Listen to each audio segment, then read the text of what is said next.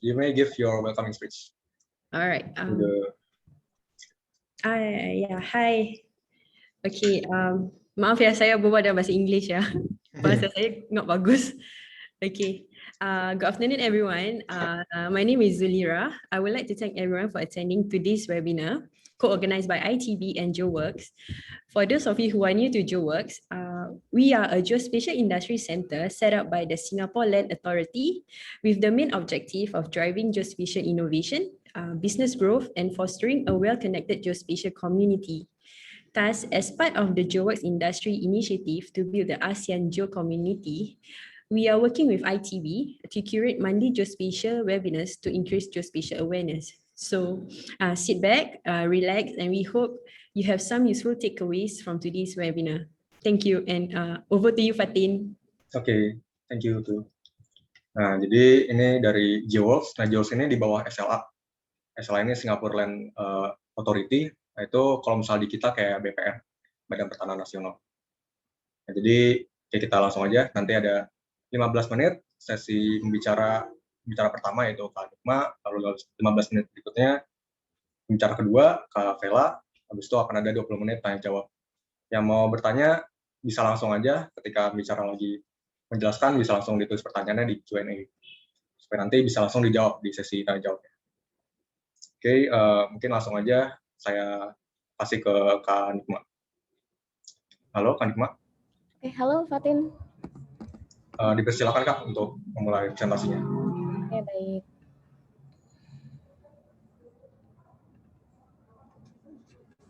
Sebentar ya.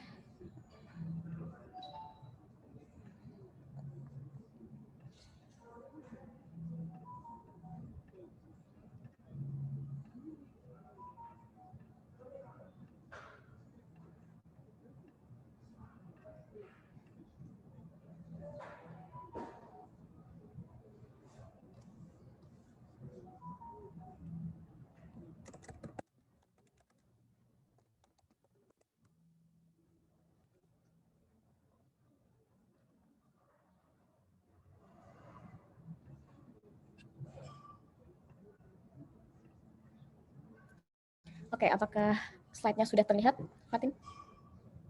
Sudah Kak, aman. Sekarang. Ya, sebentar.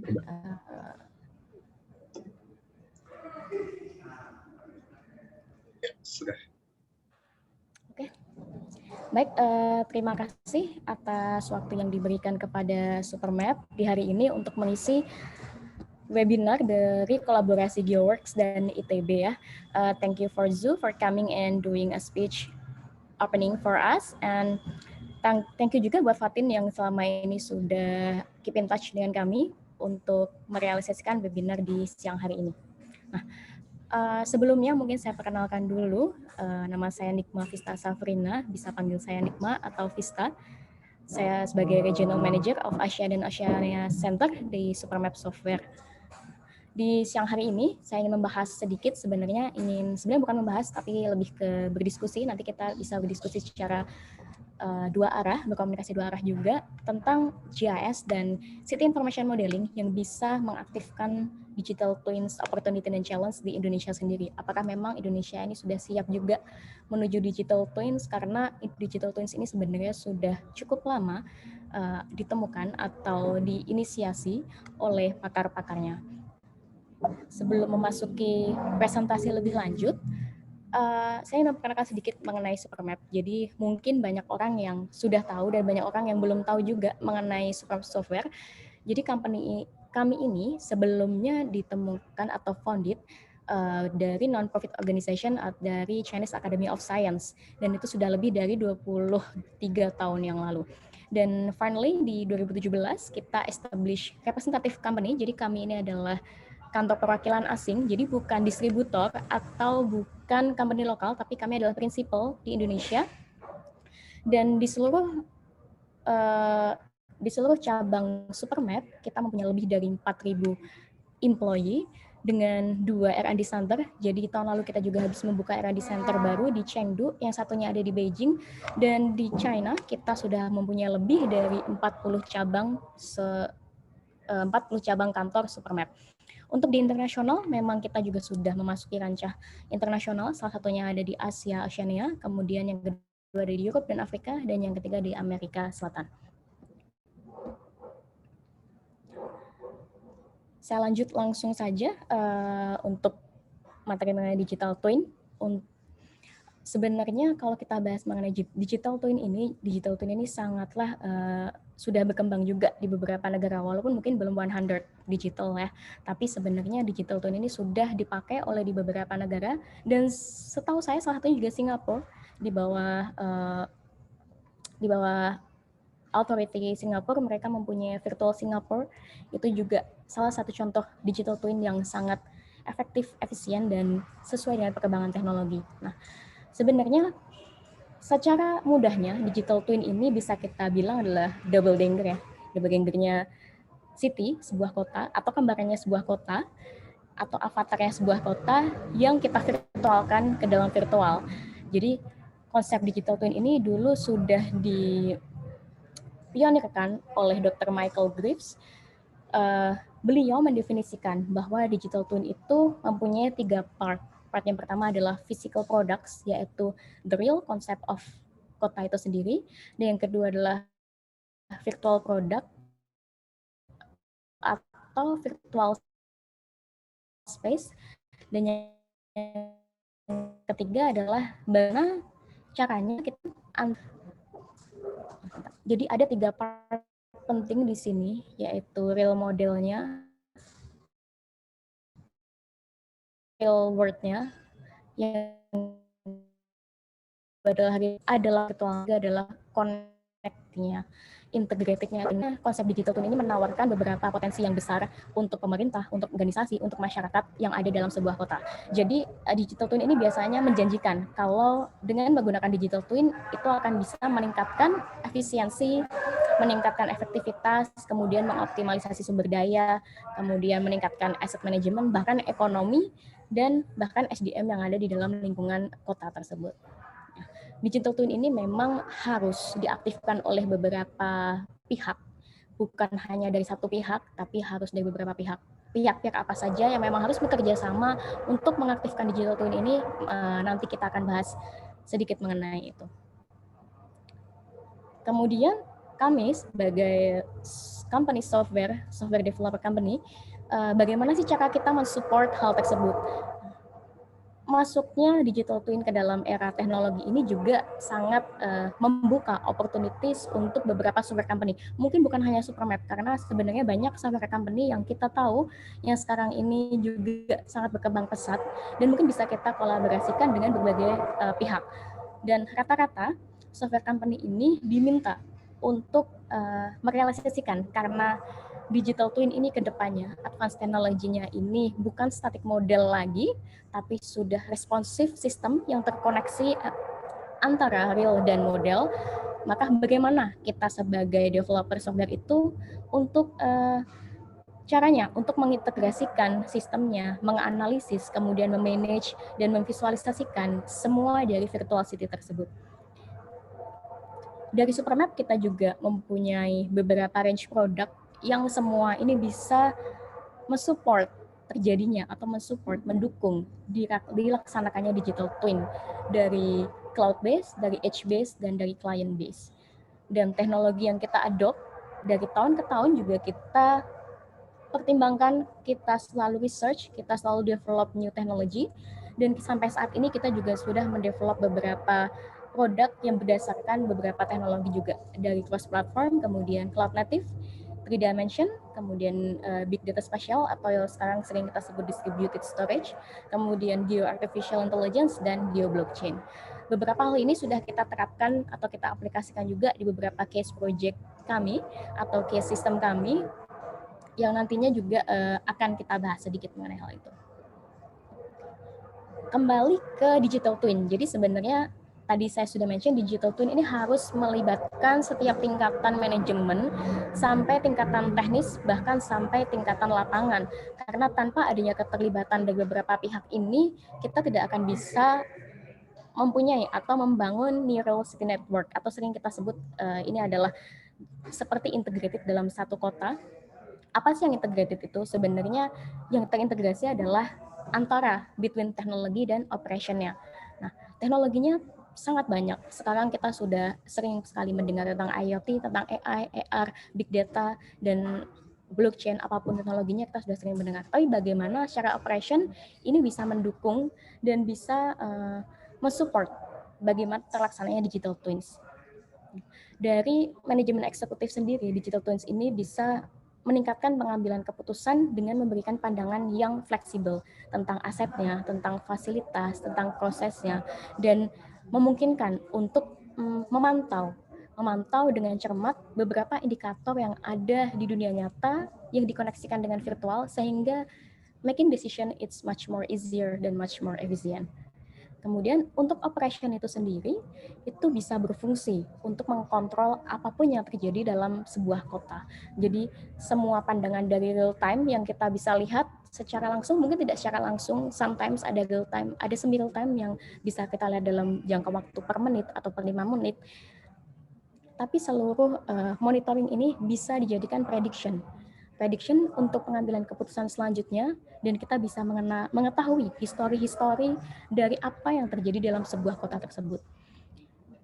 Yang ketiga, untuk stage perencanaan. Perencanaan ini sangat-sangatlah penting karena dengan adanya perencanaan kita bisa menuju sustainable development goals. Dengan adanya perencanaan kita bisa merencanakan hal-hal yang belum kita capai sampai saat ini. Bahkan di Indonesia sendiri banyak sekali mungkin kota ataupun desa ataupun sebuah tempat yang bahkan belum ada jaringan network 4G ataupun mungkin 3G seperti itu. Nah, hal-hal seperti inilah yang bisa mendukung perencanaan ke depannya bagaimana kita bisa membangun sebuah kota itu menjadi sebuah integrated city antara pemerintah, masyarakat, publik, dan bahkan mungkin ekonominya. Selanjutnya, apa sih yang fundamental dalam pembentukan CIM? Tadi kita ngobrol tentang digital twin. Nah, how to do digital twin atau how kita bisa sampai digital twin, sebenarnya banyak tahapan yang bisa kita lakukan. Salah satunya, hari ini kita membahas dari segi spasial atau pandangan Geographic Information System. GIS ini sendiri kita mendukung untuk pembuatan City Information Modeling atau sekarang sering disebut juga City Intelligence Modeling. Nah, sudah bukan lagi information saja, tapi sudah intelligence karena data-datanya sudah bukan static data, tapi sudah menuju ke dynamic data. Nah, beberapa hal yang fundamental di CIM ini, kita perlu adanya database city itu sendiri, kemudian data spasialnya, visualisasinya, integrasinya seperti apa, datanya harus tercalculate, dan semua data yang terrelate untuk city information modeling ini, itu semua harus kita dapatkan, harus kita collect, harus kita visualkan, harus kita analisiskan, dan juga harus kita interaksikan. Nah, ini adalah arsitekturnya untuk mengetahui tentang the future of the city. Jadi ada life cycle untuk pembentukan city information modeling itu sendiri. Jadi yang pertama di sini ada stage untuk data access atau data import. Di sini sebenarnya adalah data collection. Sebelum data collection kita harus menggunakan pre-data management dulu. Kita harus manage semua datanya. Bagaimana format datanya, bagaimana standarisasi data dari satu kota itu sendiri. Kalau kita belum mempunyai standarisasi data, bagaimana kita bisa mengkolaborasikan semua data-data tersebut. Yang kedua adalah menuju ke dinamis data. Dinamis data ini bisa kita dapatkan dari data real time seperti IoT, sensor, API, atau bahkan people movement yang sebenarnya saat ini bisa kita predik dan bisa kita monitor.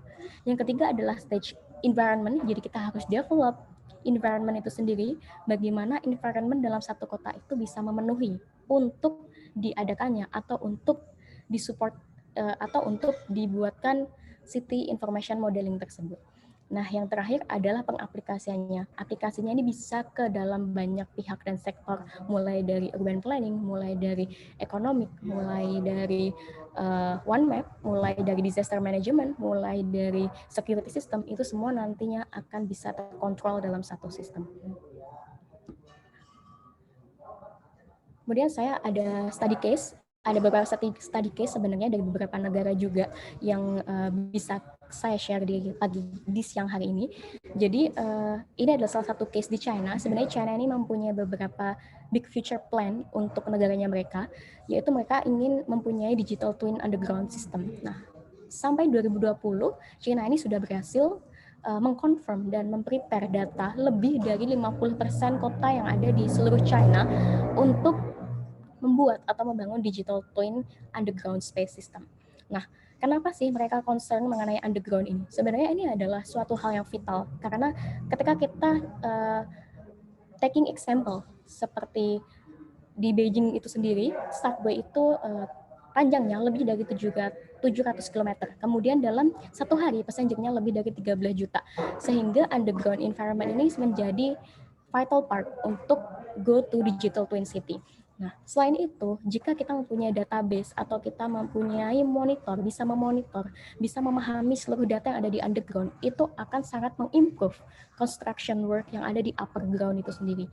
Karena kita tahu ya infrastruktur saat ini untuk membangun sebuah jembatan, membangun jalan, building, bahkan perumahan, ataupun hanya tiang-tiang listrik dan apapun itu, kita akan membutuhkan semua data di bawah tanah itu seperti apa. Apalagi untuk data kota yang crowded seperti di Jakarta, itu sangat membutuhkan integrasi antara data underground dan data upper ground.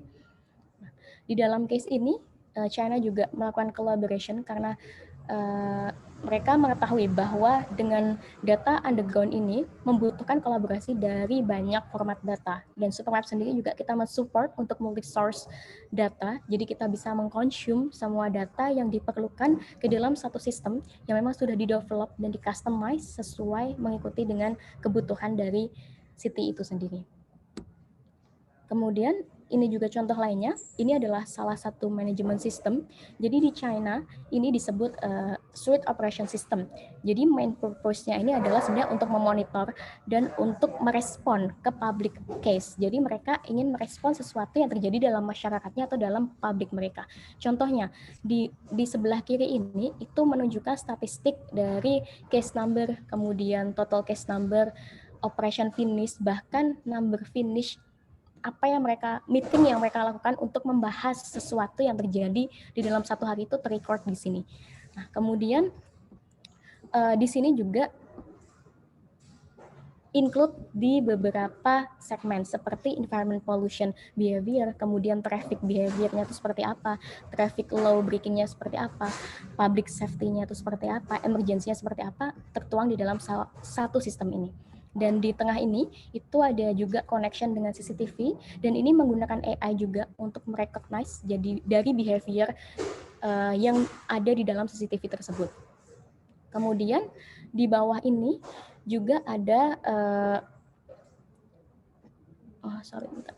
Nah, di bawah ini juga ada statistik mengenai behavior yang terekam di dalam CCTV tersebut.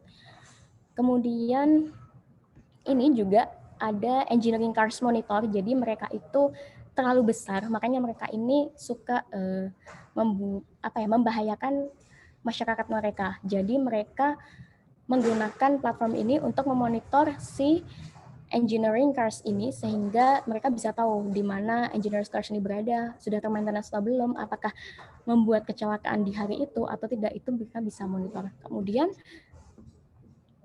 di sini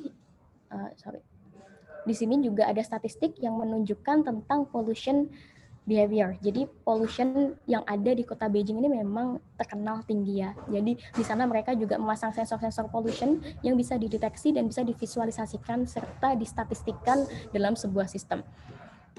Dan di tengah-tengah ini ada banyak model-model people atau yellow people ini sebenarnya itu adalah simbol dari orang yang hari itu secara real time sedang berpatroli di jalan tersebut. Jadi ini juga terkoneksi dengan task management secara real time di masing-masing personal security yang ada di kota Beijing.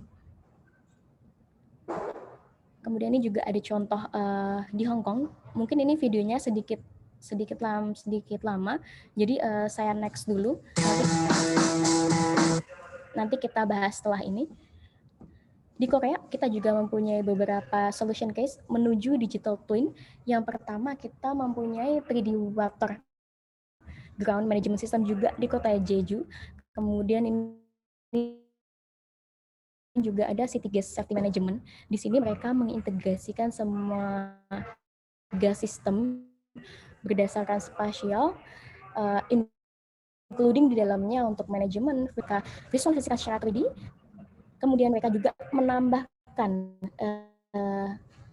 konektivitas untuk ke masing-masing company yang mengoperasikan sistem tersebut. Jadi di dalam gas sistem ini akan banyak company yang mengoperasikan. Seperti di sini mungkin kita mempunyai beberapa company di bidang gas ya, seperti mungkin ada PGN, Pertagas, dan lain, itu juga akan langsung terkoneksi dengan company-company yang responsible di dalam piping tersebut.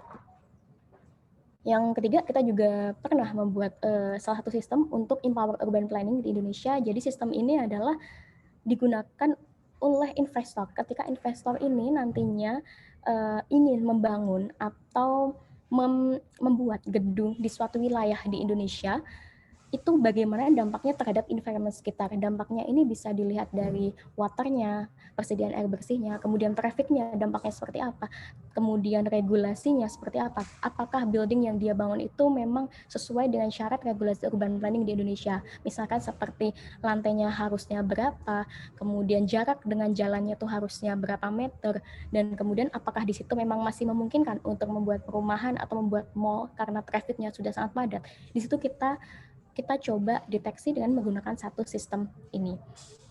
Nah, untuk sistem yang lain kita juga mengadop beberapa teknologi AI untuk AI dan distributed storage untuk empower urban planning, yaitu di sini kita juga menggunakan AI untuk melakukan prediction mengenai kenaikan harga properti yang disebabkan oleh infrastruktur. Jadi kita juga di sini tahu ya, kalau misalnya di sini dibangun MRT, pasti perumahan di situ, properti di situ akan langsung naik. Mungkin bukan cuma perumahan, tapi gedung-gedung bisnis ataupun gedung-gedung toko-toko kelontong itu pun pasti akan mengalami kenaikan di bidang propertinya ketika ada infrastruktur yang dekat.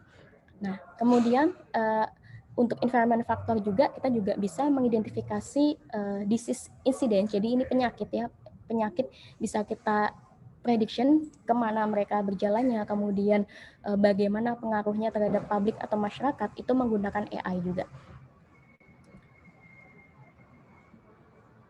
Kemudian next, sebenarnya jika kita menuju City Information Modeling ini sebenarnya tidak hanya soal 3D, tidak hanya soal bangunan, tapi apapun yang ada di kota itu bisa dan harus kita digitalkan. Itulah konsep CRM menuju digital twins.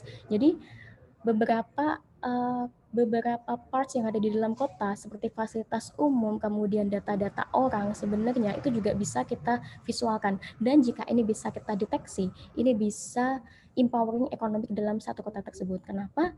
Karena kita bisa memprediksi seperti potential area, ini bisa mendukung UMKM di Indonesia, di mana sih potensi area untuk menjual batik, di mana sih potensi area untuk menjual dodol misalnya seperti itu. Nah, di sini kita bisa melihat secara spasial dengan menggabungkan banyak sekali data yang bisa kita analisis menggunakan AI ataupun menggunakan traditional way.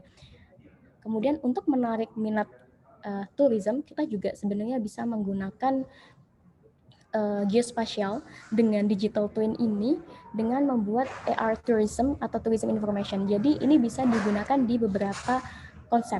Yang pertama adalah konsep untuk pembuatan itinerary. Jadi sebelum datang ke kota itu, turis-turis ini bisa melihat virtualnya seperti apa wisata yang akan kita datangkan ke sana menggunakan mobile-nya mereka. Oh, virtualnya seperti ini. Di sana ada kuliner apa saja. Di sana ada potensi UMKM seperti apa.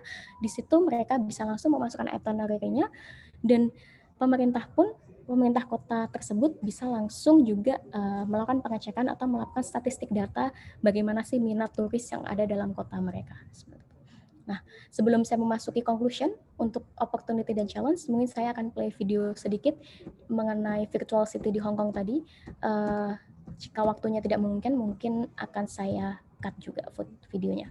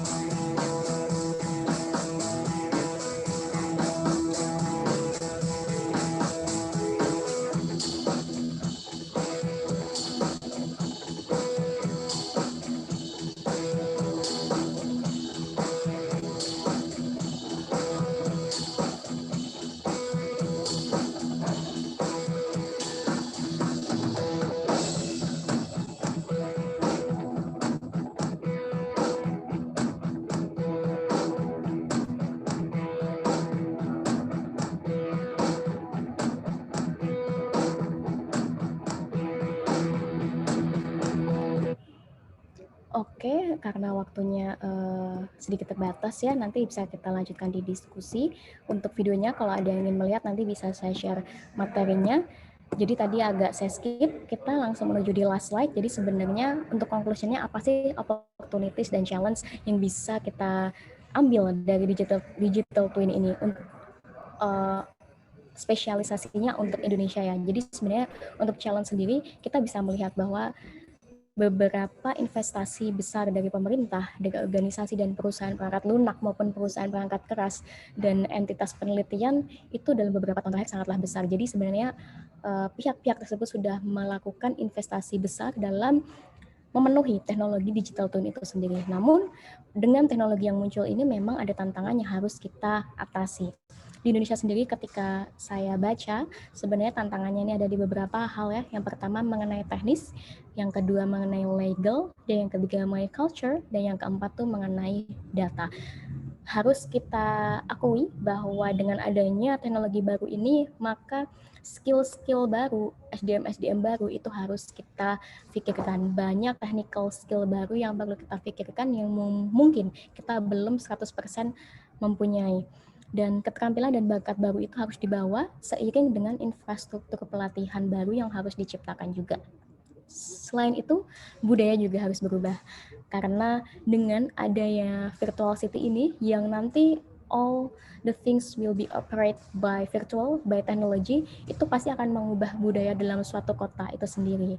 Kita juga sekarang sudah merasakan budaya dari dulu mungkin yang ojek tradisional sampai sekarang ojek yang virtual, mungkin sekarang dengan adanya semua segala virtual ini juga mendukung adanya pandemi COVID-19 ini ya. Jadi dari sini pun kita bisa melihat budaya orang itu berubah. Sekarang budaya orang lebih untuk di dalam rumah dan itu mungkin susah untuk bersosialisasi untuk anak-anak zaman sekarang beda sekali dengan budaya zaman dulu. Dan yang ketiga, lebih jauh lagi kita harus mengambil resiko juga untuk menghadapi ketidakpastian sebenarnya dalam pengembalian investasi jangka panjangnya, di mana ini akan melibatkan banyak penasehat dan ahli dan pakar yang sangat berpengalaman untuk memainkan peran penting di dalamnya. Kemudian faktor imbasnya adalah ada sejumlah teknologi dan tren yang harus kita pertimbangkan, yaitu kita mendapatkan opportunity juga di dalamnya. Apa sih opportunity-nya? Saat ini yang saya rasa bisa mendukung terjadinya digital twin juga di Indonesia adalah kita perlu mempertimbangkan beberapa teknologi ini. Yang pertama edge computing, yang kedua adalah network 5G network, yang ketiga adalah distributed storage. Kenapa tiga hal ini? Karena kedepannya kita akan facing the massive data, massive network, massive infrastructure, kemudian juga massive interaction. Jadi dengan semua perubahan massive ini kita harus mempertimbangkan juga teknologi ini sebagai teknologi untuk mencapai hal tersebut, bagaimana kita mengaplikasikan ke depannya. Edge computing ini juga membantu ketika kita ada masalah dengan konektivitas ya. Kemudian network ini juga harus kita pikirkan karena banyak sekali daerah-daerah di Indonesia yang belum mempunyai kapasitas network yang mencukupi, bahkan di zaman sekarang yang semua serba online. Kemudian storage ini juga perlu kita pikirkan bagaimana nantinya mengenai masalah-masalah data yang harus terinteraksi, data yang harus diretensi setiap berapa lamanya, karena kalau kita bicara mengenai data dinamis, itu akan memakan space storage yang sangat besar. Dari storage yang sangat besar ini, bagaimana itu tidak berdampak dengan performance system, karena sistem ini real time, otomatis of course responsnya pun harus sesuai dengan real time. Jadi kecepatan responsif dalam sebuah sistem itu juga perlu difikirkan in the future. Oke. Baik, mungkin dari saya cukup di sini. Waktu saya kembalikan ke moderator. Semoga sharing dan materi hari ini dapat menginspirasi dan dapat menjadikan kita untuk lebih prepare dan lebih aware to go to digital twin city. Terima kasih. Oke, sama-sama Kak. Yang luar biasa sekali nih materinya. Jadi ternyata digital twins itu emang tinggal diartiin aja ya, kembarannya dalam bentuk digital. Saya baru tahu sekarang. Akhirnya semuanya jadi terekam gitu ya. Iya. Nah, oke, oh ya, sebelumnya jangan lupa buat para peserta untuk langsung bertanya aja di kolom Q&A kalau udah ada yang mau ditanyakan. Nah, untuk supaya tidak membuang waktu lagi, selanjutnya langsung aja ke Kak Vela. Silakan Kak Vela untuk memulai presentasinya.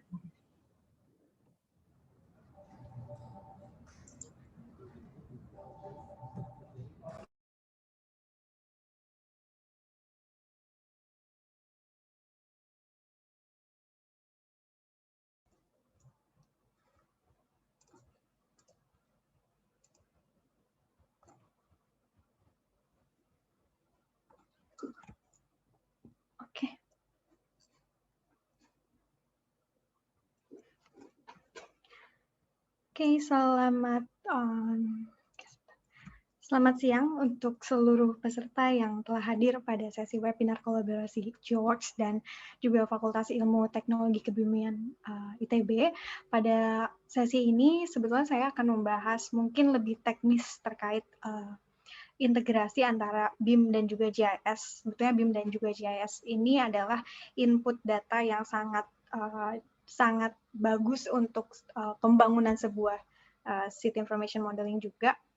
Dan secara spesifik sebetulnya ini lebih ke membahas bagaimana tren dan juga peluang untuk menghadapi tantangan global specifically di industri architecture dan engineering construction. Sebelum lebih lanjut, mungkin izinkan saya terlebih dahulu memperkenalkan diri. Saya Vela Hala, perwakilan dari Supermap Software Asia and Oceania Center untuk Technical Support Engineer.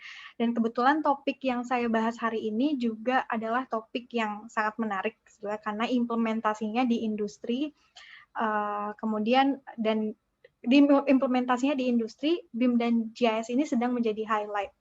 Itu sedang banyak diperbincangkan dan sedang dalam inisiasi implementasi pada beberapa perusahaan yang memang bergerak di industri ini, di industri arsitektur dan engineering construction. Untuk outline-nya sendiri, saya bagi jadi 4 bagian, dimulai dari yang pertama, apa itu BIM secara definitif, kemudian masuk ke part kedua, itu adalah bagaimana integrasi antara BIM dan GIS.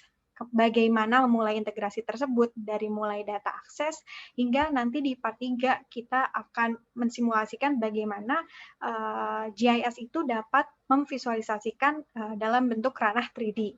Baru di akhir akan saya sampaikan apa sebetulnya manfaat dan juga peluang dari integrasi BIM dan GIS pada industri ini.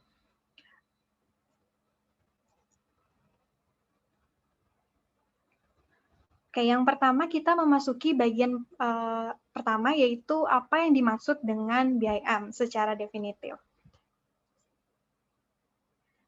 Secara definitif, BIM itu merupakan tentunya abreviasi ya dari Building Information Modeling, atau sebuah sistem atau resource yang menyediakan informasi penting untuk pengambilan keputusan dalam suatu life cycle konstruksi yang terintegrasi pada pemodelan 3 dimensi. Di mana sebetulnya life cycle construction ini meliputi tadi yang disampaikan, kalau meliputi perencanaan, desain, kemudian proses konstruksi hingga ke maintenance. Dan BIM ini merupakan bentuk digital dari sebuah proyek konstruksi, dan saat ini BIM juga sudah mulai digunakan di beberapa proyek strategis di Indonesia, baik itu oleh perusahaan swasta maupun oleh BUMN konstruksi terkait yang memang bergerak di industri ini. Dan sebetulnya penerapan dari BIM ini sangat penting untuk dikembangkan karena dapat mempermudah serta mempercepat pekerjaan di proyek. Ada banyak sekali manfaatnya dalam mempermudah pelaksanaan, seperti contohnya karena BIM ini direpresentasikan sebagai 3D model, seperti gambar yang saya tunjukkan di slide ini, sehingga visual 3D dari suatu proyek itu juga akan terlihat dengan lebih detail. Dan contoh lainnya, BIM ini juga dapat diproyeksikan untuk memanage informasi proyek secara cepat dan akurat.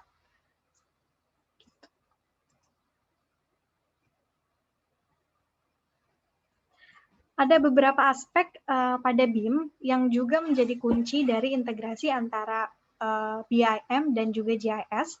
Apa saja sebetulnya aspek tersebut? Aspek yang pertama adalah tentunya data. Dan data BIM ini diperoleh dari kebanyakan dari BIM design software ya, atau software pemodelan 3D seperti contohnya Autodesk, Bentley, CATIA, atau format data IFC atau Google SketchUp dan lain sebagainya. Dan data-data tersebut karena berasal dari software yang berbeda, tentunya juga punya format yang berbeda-beda sehingga bisa saja datanya inkonsisten. Kemudian aspek yang kedua itu adalah proses, di mana proses ini adalah keseluruhan life cycle construction, yaitu planning, design, construction, dan maintenance. Dan yang aspek terakhir itu adalah standar. seperti teknologi atau sistem pada umumnya, tentunya BIM juga memiliki standar yang harus dipenuhi, baik itu standar yang memang dikeluarkan dari pemerintah atau aliansi atau asosiasi terkait yang memang bergerak di bidang BIM.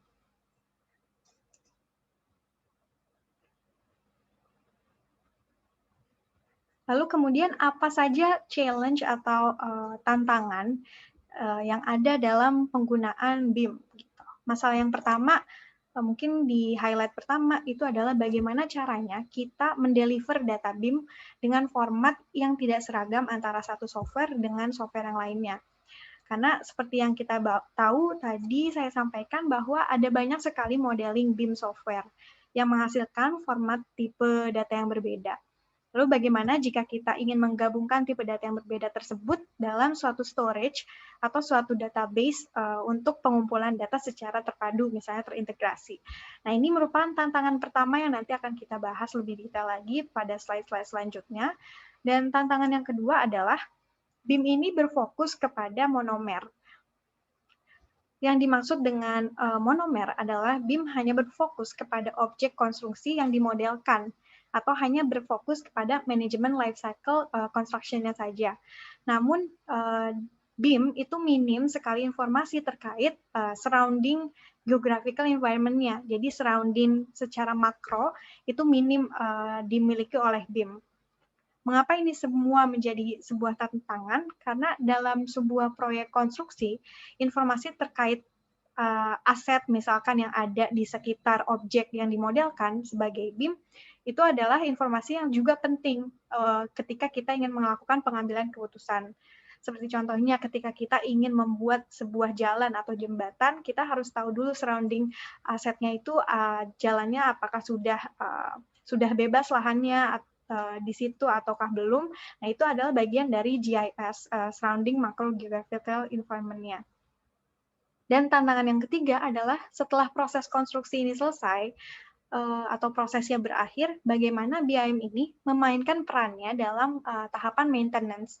Karena tentunya BIM itu fokus terhadap desain dan construction, tapi minim dalam hal maintenance, pengelolaan pemeliharaan. Oke, dan untuk menghadapi tantangan-tantangan yang sudah disampaikan sebelumnya, ada banyak riset terkait bagaimana jika kita menggabungkan BIM dan juga GIS. Kita integrasikan kedua teknologi terkait ini. Oke, di sini ada suatu konsep cross-border integration, di mana di saat BIM mengambil atau memberikan informasi dari data yang relevan dari suatu project engineering object, seperti contohnya basis model, kemudian record dari geometri dan informasi atributnya pada komponen objek secara akurat dan detail, yang nantinya direpresentasikan dalam bentuk model 3 dimensi objek. Objek misalkan contohnya objek bangunan, model 3D BIM bangunan. Sedangkan GIS ini digunakan untuk mengintegrasikan dan mengelola informasi dari external environment-nya atau ruang lingkup luar dari model BIM terkait. Contohnya misalkan ada model BIM bangunan dan surrounding environment-nya adalah daerah di luar model bangunan tersebut. Sehingga di sini BIM dan GIS itu akan memiliki hubungan komplementari satu sama lain gitu. Hal ini dikarenakan karena BIM yang berfokus pada monomer itu digabungkan dengan GIS yang berfokus pada makro information-nya terkait lingkungan geografis. Dan selain itu GIS juga punya kapabilitas untuk melakukan query, kemudian melakukan analisis dari data-data spasial, dan ini bisa membuat atau menjadikan BIM sebuah simulasi yang sangat dinamis. Jadi kalau dapat disimpulkan sebetulnya untuk GIS, BIM ini adalah sumber data yang sangat penting dari 3D GIS tadi karena dapat membuat GIS melihat secara lebih mendetail atau dari makro menjadi mikro. Dan untuk BIM, GIS ini memiliki peranan penting karena dengan adanya GIS, BIM dapat melihat secara keseluruhan dari mulai inside maupun outside. Jadi BIM dan GIS saling berkomplement satu sama lain. Lalu bagaimana cara kita mengakses data BIM sehingga bisa dimasukkan ke dalam software JIS gitu dan kemudian dapat diintegrasikan. Seperti yang kita tahu ada beberapa software BIM dengan format data yang beragam dari berbagai software tadi. Dan untuk memecahkan bottleneck dari data-data yang memiliki format data berbeda tersebut, itu beberapa software GIS, mungkin spesifiknya di sini saya bahas Supermap, sudah mengembangkan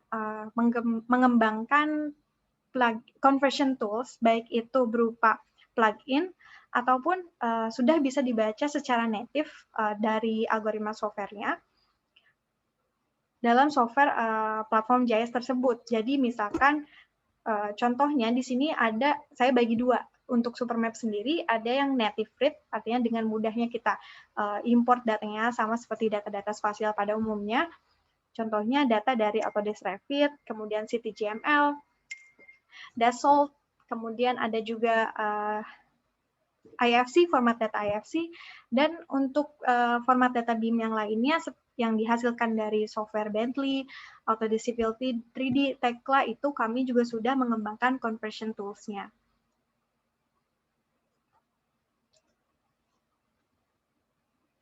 Dan ini merupakan contoh data-data BIM yang sudah dimasukkan ke dalam software GIS. Jadi software GIS itu pasti memastikan, atau Supermap pasti memastikan bahwa data terimport secara seamless, baik dari segi model atribut informasinya, atau dari segi geometrinya, bahkan dari segi tekstur dari model terkait, itu kita usahakan bahwa terimport secara seamless. Artinya semua terimport sesuai dengan model yang dimodelkan dalam software modeling BIM. Kemudian yang menjadi masalah selanjutnya adalah bagaimana cara menghandle data-data BIM yang seringkali juga size-nya itu dalam size yang besar. Jadi ada beberapa metode, ada 4 metode untuk mengoptimasi performance pada saat membuka data BIM dalam software atau platform GIS.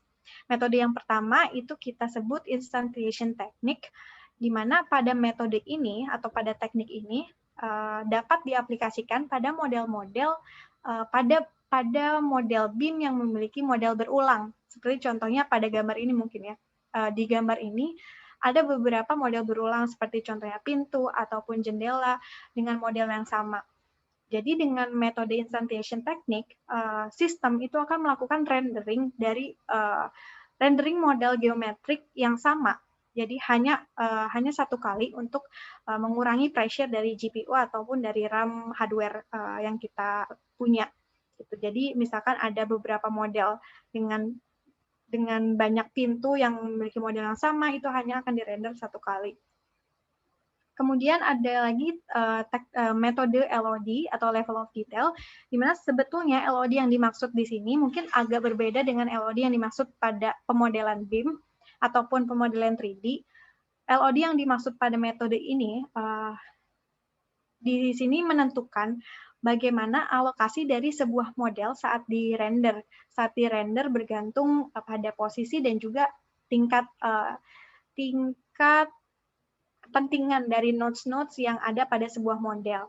Misalkan contohnya ketika suatu scene 3 dimensi itu kita zoom in, model akan di-display secara dengan performance yang paling baik, sedetail model tersebut dimodelkan pada modeling BIM, tapi ketika di zoom out, model tersebut hanya di-display roughly saja, jadi secara kasar di-display, karena tidak perlu di-display secara detail ketika kita zoom out. Dan itu juga akan mengurangi beban dari optimisasi pembukaan data BIM. Dan yang ketiga ada lightweight treatment dan juga generate cache. Dan di sini generate cache juga nantinya data atau output file yang dihasilkan itu akan kita gunakan juga ketika kita ingin mendisplay data BIM kita di luar terminal PC ya, misalkan contohnya browser atau lain sebagainya. Nah, setelah membahas bagaimana awal mulanya tadi BIM dan GIS dapat diintegrasikan, selanjutnya di part yang ketiga saya akan membahas bagaimana kemampuan GIS untuk menampilkan atau memvisualisasikan data-data BIM tadi pada bagian yang ketiga ini.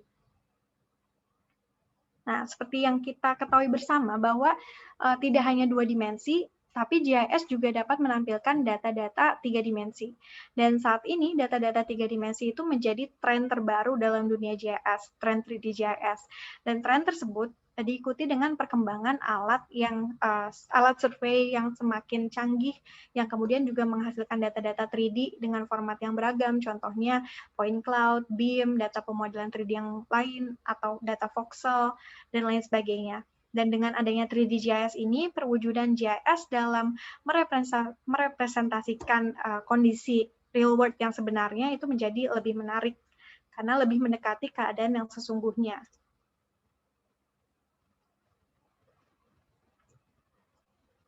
Nah, dengan adanya tren 3D GIS tadi, integrasi dari BIM dan GIS juga dapat tercapai dengan mudah. Seperti yang ada pada gambar ini, pada slide ini, BIM dapat diintegrasikan dengan macam-macam, misalkan video. Di sini ada video, video apa yang dimaksud, bisa video real time, yaitu dari CCTV atau video statis.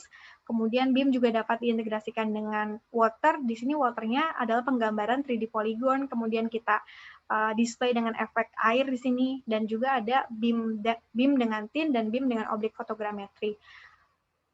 Sebetulnya integrasi antara BIM dan GIS ini juga dilakukan secara seamless pada data-data yang berbeda dengan tipe data yang berbeda, tapi pada lokasi yang sama. Lalu setelah divisualisasikan, pada sistem atau alat, apakah kita dapat menampilkan data BIM dan GIS ini, integrasi antara dua teknologi ini? Apakah data-data tersebut itu hanya bisa kita lihat di local PC kita saja, dan ketika kita ingin berbagi pakai data, itu harus kembali dengan cara manual gitu? Tentu tidak. Tentu tidak seperti itu, karena dalam GIS kita sudah mengenal yang namanya Cloud GIS, di mana data-data yang kita punya, data lokal yang kita punya di PC itu bisa kita publish dalam bentuk service supaya bisa dikonsumsi pada terminal platform yang lain.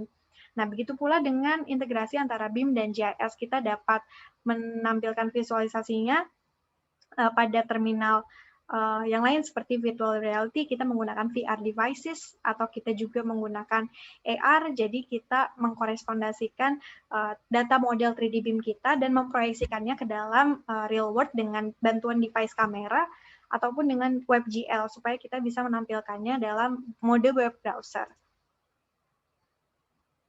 Dan dari semuanya yang telah kita bahas, sebetulnya bagaimana peluang integrasi tersebut dalam industri architecture, engineering, construction. Nah, seperti yang telah dibahas sebelumnya, bahwa BIM dan GIS itu dapat diimplementasikan dalam life cycle management construction yang dimulai dari tahapan perencanaan, di mana di tahapan perencanaan ini BIM dan GIS dapat dibuat untuk melakukan site analisis, kemudian planning approval, dan juga project demonstration. Kemudian di bagian desain, sebetulnya GIS di bagian design stage atau tahapan desain itu tidak terlalu berpartisipasi karena mostly itu di-cover oleh BIM. Kemudian ada juga tahapan construction. Di tahapan construction ini, BIM dan GIS dapat integrasikan untuk melakukan simulasi schedule dari construction. Kemudian juga di bagian maintenance stage, di sini BIM dan GIS berperan penting untuk melakukan misalkan asset management, kemudian simulasi bencana, misalkan dalam suatu bangunan terjadi kebakaran, kemudian bagaimana evacuation route-nya, dan proses routing-nya itu bisa di-cover oleh GIS. Oke, ini mungkin slide terakhir dari saya. Di sini slide-nya sebetulnya video yang sama, karena typical application BIM dan GIS sudah disampaikan juga oleh Mbak Nikma videonya. Yang video tersebut sebetulnya merangkum materi saya hari ini, dari mulai planning, design, construction, dan maintenance, sudah dirangkum pada video ini, di mana di sini ada tools-tools yang bisa merepresentasikan proses dari konstruksi itu, misalkan menampilkan data, kemudian mengimport, membuka data, melakukan editing, kemudian melakukan analisis, dan proses-proses lainnya yang berhubungan dengan GIS dengan data input berupa BIM dan juga data GIS lainnya. Baik, terima kasih. Mungkin karena waktunya juga sudah melampaui dari waktu yang diberikan. Terima kasih atas perhatiannya. Silakan jika ada pertanyaan dan mungkin tidak terjawab sekarang, bisa push email ke saya, vela@supermap.com, atau visit website Supermap dan juga media sosial Supermap. Terima kasih banyak. Oke, terima kasih juga Kak Vela. Luar biasa sekali materinya. Kalau dilihat materinya tuh sebenarnya sangat nyambung ya, antara dari CIM dari Kadikma lalu BM dari Kak Vela. Nah, kita lanjut ke sesi tanya jawab, tapi kayaknya belum ada yang nanya di Q&A. Mungkin ya saya aja yang nanya. Tapi waktunya juga tinggal sedikit, jadi ya kita coba aja. Jadi saya nanya, kalau misalnya ada yang mau nanya langsung tanya aja di Q&A, kalau sempat dijawab. Oke, pertanyaan dari saya mungkin ke Kak Nikma dulu. Mau nanya Kak, buat aplikasi CIM dari Supermap yang di Korea, yang di kota Jeju yang tadi sempat dibahas oleh Kak Nikma. Nah itu CIM itu kan masif banget ya, jadi mungkin banyak perusahaan yang masuk ke sana. Nah, Supermap sendiri itu dia terlibatnya di bagian apanya? Oke, baik Fatin, thank you buat pertanyaannya ya. Untuk Supermap sendiri sebenarnya saya tadi juga belum menjelaskan ya, kita punya beberapa core business. Jadi core business kita ini sebenarnya bukan cuma sebagai software developer, tapi kita juga sebagai application customization. Nah, di sini kita terlibat dengan beberapa pihak. Pihak ini sangat banyak, jadi dari segi hardware, dari segi infrastruktur, kemudian dari segi data provider, kita terlibat dengan mereka semua. Nah, bagian mana yang kita provide? Yang pertama, of course, back-end product dari seluruh range GIS-nya itu kita provide ya. Karena kalau Supermap sendiri sebenarnya kita mempunyai dua macam produk, yaitu produk default yang memang sudah bisa digunakan secara sehari-hari untuk doing GIS, untuk membuat web GIS, untuk membuat portal GIS, itu kita punya default. Tapi kita juga punya customization base yang kita buat berdasarkan produk default. Jadi di mana keterlibatan kita di sana? Yang pertama, keterlibatan di area consultation spasial. Jadi kita juga melakukan discussion, melakukan konsultasi dengan mereka bagaimana hal tersebut dilihat dari perspektif spasial dan apa solusi yang tepat untuk mereka dari perspektif spasial. Yang kedua adalah kita provide software back-end-nya atau software base-nya. Dan yang ketiga kita provide integrating, configuration, dan customization aplikasinya, seperti itu. Oke, jadi terlibatannya kalau saya dengar tadi cukup banyak juga ya. Di back-end itu kayaknya hampir semuanya mungkin bisa. Iya, pokoknya di semua ranah software-nya, semua ranah back-end-nya, ranah developing-nya, dan ranah consultation GIS-nya kita biasanya ikut turun tangan langsung ke dalam project tersebut. Karena memang core bisnis kita bukan hanya jualan software, tapi kita juga jualan solution. Jadi kita seperti one-stop solution. Even di Indonesia kita juga selalu berkolaborasi dengan banyak pihak, jadi kita tidak hanya menjual produk kita secara langsung, tapi kita selalu membuat itu menjadi one-stop solution dengan pihak-pihak lainnya. Itu berarti kliennya langsung pemerintah, Kak? Iya, banyaknya kalau yang di Korea itu tuh ada pemerintah, ada company-nya langsung juga. Kemudian untuk di China itu juga rata-rata pemerintah. Ada juga company private-nya yang memang mengurusi piping-nya atau mengurusi misalnya sensornya seperti itu. Tapi almost lebih dari 80% itu company-nya memang municipality dan government. Oke. Tadi kalau yang di Indonesia udah ada apa? Ya, kalau di Indonesia mungkin ada beberapa macam case juga ya. Kita sebenarnya kemarin juga provide case untuk distributed storage dan big data spatial infrastructure, itu ada di Badan Cyber Indonesia. Dan tahun ini pun kita juga ada aplikasi sistem lanjutan dengan mereka, itu untuk nanti advance sistemnya untuk mencapai ke mobile cyber juga. Kemudian di tahun ini juga di tahun lalu kita juga memprovide di tata ruang itu untuk membuat prototipe dari segi investor tadi.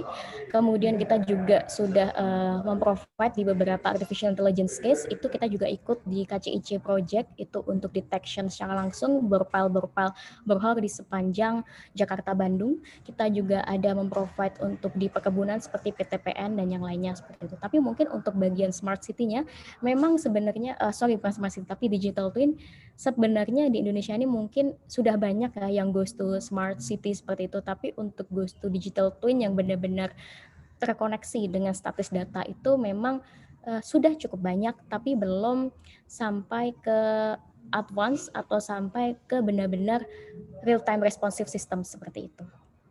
Kita sedang menjajaki dengan beberapa pemerintahan juga untuk menuju ke smart city atau smart city sih sebenarnya, smart city, dan kemungkinan nantinya kalau memang ada case-case seperti ini kita akan launching juga di website kami karena website Indonesia juga sebentar lagi akan launching, atau bisa langsung cek di Instagram karena kita biasanya juga update case-case kita yang ada di Instagram dan di LinkedIn Supermap.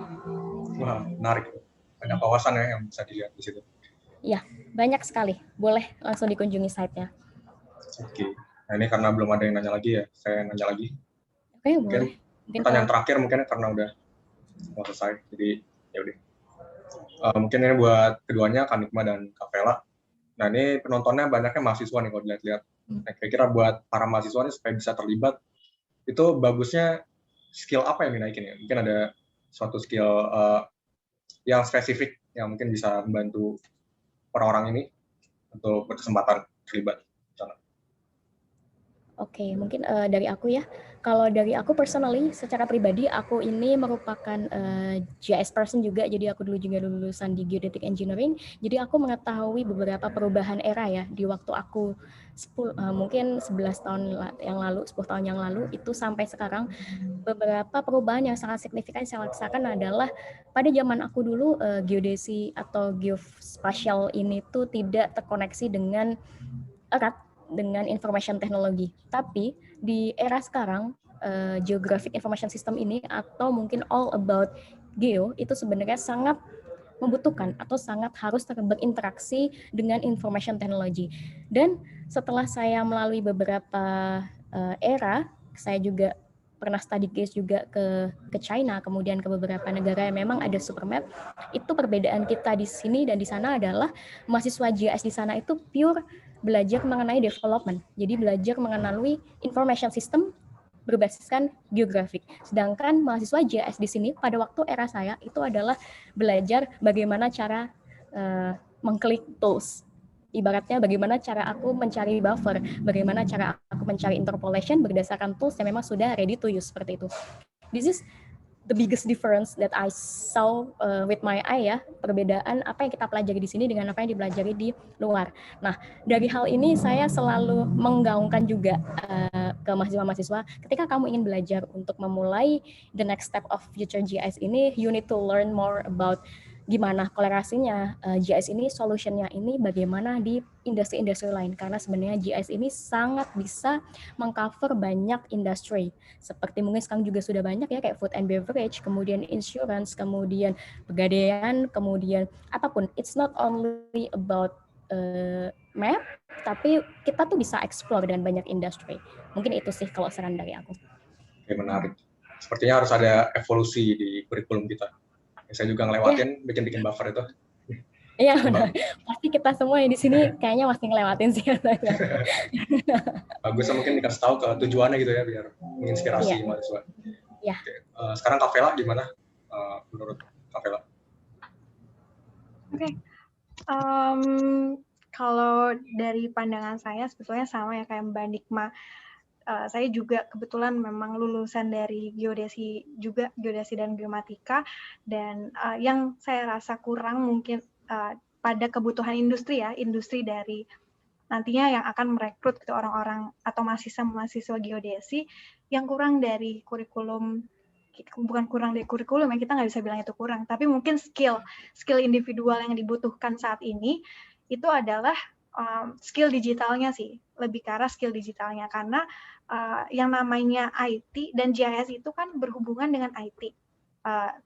Walaupun yang dibahas adalah informasi geografi spasial, tapi di dalamnya itu juga berkaitan erat dengan tren-tren IT yang ada. Dan itu sangat berkembang setiap tahunnya. Jadi ketika kita tahu sesuatu sekarang, belum tentu tahun depan itu masih dipakai. Pasti udah berubah lagi gitu, berubah lagi dan berubah lagi. Jadi yang harus ada di setiap mahasiswa sekarang itu adalah pemahaman skill digital sih sebenarnya. Skill digital. Jadi di luar kurikulum yang sudah ada, mungkin bisa ditambahkan kemampuan untuk melakukan skill digital tadi, kayak contohnya misalkan programming atau misalnya data analytics karena kan GIS ini sudah berubah gitu. GIS berubahnya dengan mengikuti tren IT yang ada. Misalnya tadi Mbak Nikma bahas AI. AI kan berhubungan dengan data prediction. Nah, kita juga harus mengerti bagaimana ketika kita bisa menganalisis sebuah data dan melakukan prediksi dari data tersebut gitu. Itu kan skill digital juga nih yang dipakai gitu. Jadi itu sih kalau dari saya dan Mbak Nikma, mungkin karena kita terjunnya di industri yang sama, saran-saran dari kita juga terkait dengan apa yang kita sedang lakukan saat ini gitu, apa yang kita butuhkan juga sebagai stakeholder industri gitu. Kita berdua di sini untuk mahasiswa-mahasiswa mungkin skill digitalnya aja yang lebih ditekankan lagi gitu sih. Oke, jadi lebih ke skill digital. Nah, mungkin bisa motivasi teman-teman di sini untuk belajar programming mungkin. Nah, sampai sekarang belum ada pandangan lagi. Oke, berarti ya saya coba tambahin dikit. Mau gimana ya? Mau nanya mungkin habis itu mungkin bisa diklarifikasi sama kakak-kakak. Nah, gimana nih kesempatan buat para mahasiswa, buat para penonton, buat para peserta untuk terlibat di sana, terlibat di CIM atau BIM ini? Kalau saya kebayangnya ya karena CIM ini demand akan data semakin banyak, jadi perusahaan-perusahaan mungkin bisa bikin startup fotogrametri untuk pemetaan, atau mungkin ya membuat BIM dari gedung yang belum ada BIM-nya, dan macam-macam lagi data spasial apapun dikumpulin mungkin akan sangat berguna ke depannya buat perkembangan CIM ini. Itu benar nggak kayak gitu? Oke, itu berarti kesempatan untuk membuat startup tuh sebenarnya banyak ya yang berkaitan dengan spasial. Iya, sebenarnya bicara soal startup ini sangat banyak banget yang bisa dikembangkan ke depannya, dan mungkin itu tadi kalau misalnya kita mau buat startup ya, tapi usahakan bikin startup yang sudah berkolaborasi dengan beberapa sektor gitu. Misalnya bikin untuk fotogrametri, buatlah data fotogrametri ini bukan sekedar data fotogrametri yang kita share melalui hard disk misalnya, atau kita share melalui email. Buatlah fotogrametri ini sudah bisa terlihat oleh publik dengan easy, seperti itu. Itu kan harus dikembangkan dengan digital juga ya. Kemudian yang kedua, buatlah data fotogrametri ini bukan sekedar base map, tapi isilah dengan data-data yang mungkin memang data real time, ataupun data semi real time, ataupun data API apapun, sehingga itu bisa lebih punya insight dari sekedar visualization. Seperti itu sih mungkin. Oke, menarik sekali. Dari Kak Vela ada tambahan?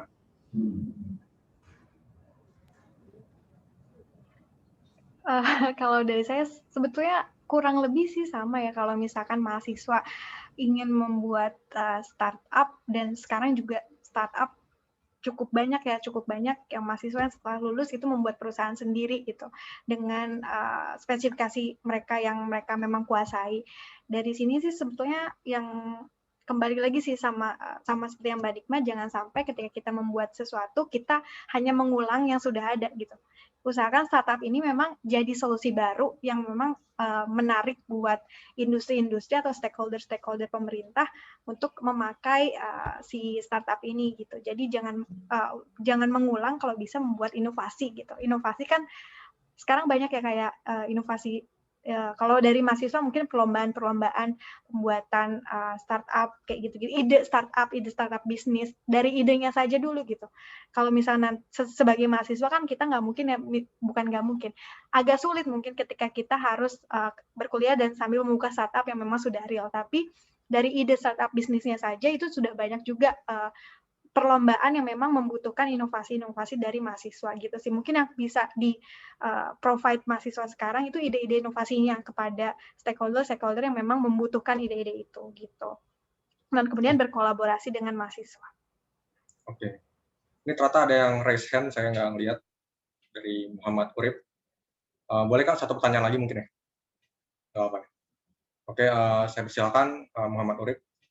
Mungkin bisa menyalakan mic-nya. Bertanya langsung.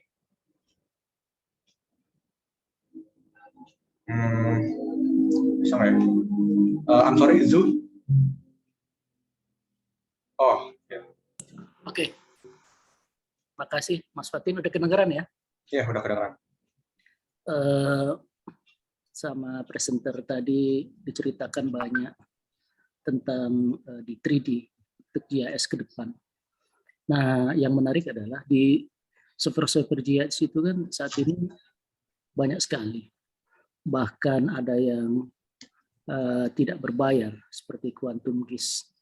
Dan umumnya fungsi-fungsinya kemampuannya sama antara satu software dengan satu yang lain. Tapi pasti ada kelebihan sehingga mereka masih bertahan saat ini. Ya pertanyaannya satu aja, apa sebetulnya kelebihan Supermap dibandingkan software yang lain? Di sini kan di Indonesia banyak orang pakai Quantum GIS, Medinfo, ArcGIS, ya itu yang utama. Nah ini kalau mau masuk pasar di Indonesia pasti harus ada kelebihan. Mungkin bisa diceritakan apa kelebihannya yang utama ini dari kedua presenter tadi. Terima kasih Mas Fatih. Oke, terima kasih atas pertanyaannya. Bisa langsung jawab aja, Kak. Oke, mungkin dari saya dulu ya. Mungkin kalau pandangan saya nanti kalau Mbak Vela ini kan dia technical ya, jadi dia bisa menjelaskan lebih secara technically. Tapi kalau saya ini pandangannya dari segi komersil ya, mungkin dari segi bisnisnya, bagaimana sih sebenarnya perbedaan kami dengan software yang lain ataupun dengan open source software. Sebenarnya kalau bicara tentang open source itu kita tidak bisa apple to apple ya, karena open sources ini juga namanya juga open source, jadi ada beberapa hal yang mungkin tidak dipunyai oleh open source. Open source ini memang punya market tersendiri seperti market researcher, kemudian mahasiswa, student seperti itu. Tapi untuk market yang memang itu apa ya, harus profit ya. Kalau aku bilang untuk profit market itu mereka memang tidak diperbolehkan menggunakan open source sebenarnya. Tapi beda ceritanya dengan secara technical. Open sources ini adalah seperti kalau kita ngomong Wikipedia ya. Jadi ini bisa diedit oleh banyak orang, bisa dikomunikasikan dengan banyak orang. Perbedaannya dengan enterprise software mungkin bukan hanya dengan Supermap, tapi software enterprise yang lain juga. Mungkin di Indonesia juga banyak. Tadi disebutkan beberapa juga. Enterprise software adalah kita ini mempunyai services atau mempunyai sekuritas yang bisa kita jamin. Ibaratnya seperti itu. Kalau misalnya ada sebuah profit organization ya, itu dia mempunyai klien dengan menggunakan enterprise software, ketika ini ada problem atau ketika ini membutuhkan hal-hal baru, maka si enterprise software ini mereka mempunyai R&D center yang memang terukur setiap harinya, bahkan setiap detik atau setiap menitnya. Dan di Supermap sendiri kita juga sudah memakai Scrum Management ya. Di sini R&D-nya itu sangatlah terstandarisasi dan tersterilisasi. Ibaratnya setiap jamnya, setiap detiknya kita selalu mengecek semua problem ataupun semua tools yang ada di software kami. Nah, inilah yang nggak dipunya juga oleh open source. Karena sebenarnya open source ini ketika Anda mempunyai problem atau ketika Anda membutuhkan tools baru, Anda harus mencari sendiri, atau Anda harus membuat sendiri, atau memang Anda harus solving problem itu sendiri, seperti itu. Ya memang kembali ke komunitas. Biasanya open source itu kembali ke komunitas. Kalau memang sudah ada yang pernah membuat, sudah ada yang pernah men-solving problem tersebut, maka Anda bisa langsung menggunakannya. Tapi kalau belum ya, you need to find the way to solve the problem.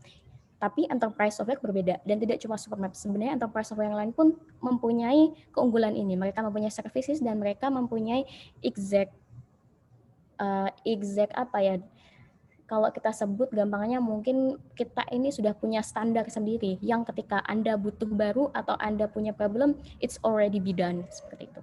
Nah, tapi dari segi komersil, mungkin perbedaannya kita dengan enterprise software yang lain itu juga ada beberapa hal dari segi teknis maupun dari segi komersil ya. Kalau misalnya saya nggak ngomongin cost, kita ini yang sekarang paling menonjol adalah Supermap ini sangatlah fleksibel dalam hal apa sih?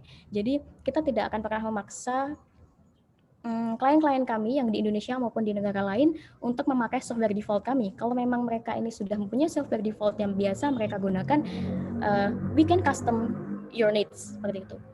Again, kita ini di sini bukan hanya jualan produk, tapi kita berjualan solution. Jadi mungkin kita mempunyai pangsa pasar yang berbeda, seperti itu. Nah, tapi memang untuk pangsa pasar mahasiswa, researcher, dan kemudian mungkin sivitas akademik, saya rasa mereka itu sebenarnya tidak harus ada di satu pasar, tapi mereka harus mengeksplor sebanyak-banyaknya software industry yang memang sebenarnya dalam software ini technically punya keunggulan dan kekurangan masing-masing. Seperti itu sih. Terima kasih untuk pertanyaannya. Oke, makasih juga Kak. Dari Kak Vela mungkin ada tambahan, tapi mungkin sedikit aja karena udah mau selesai. Oke, dari saya sih tambahannya mungkin terkait teknologi di Supermap sendiri yang bisa kita bandingkan. Kita punya 5 teknologi unggulan, yaitu yang pertama Big Data GIS, kemudian AI GIS, lalu 3 dimensi, kemudian Big Data dan juga Distributed Storage.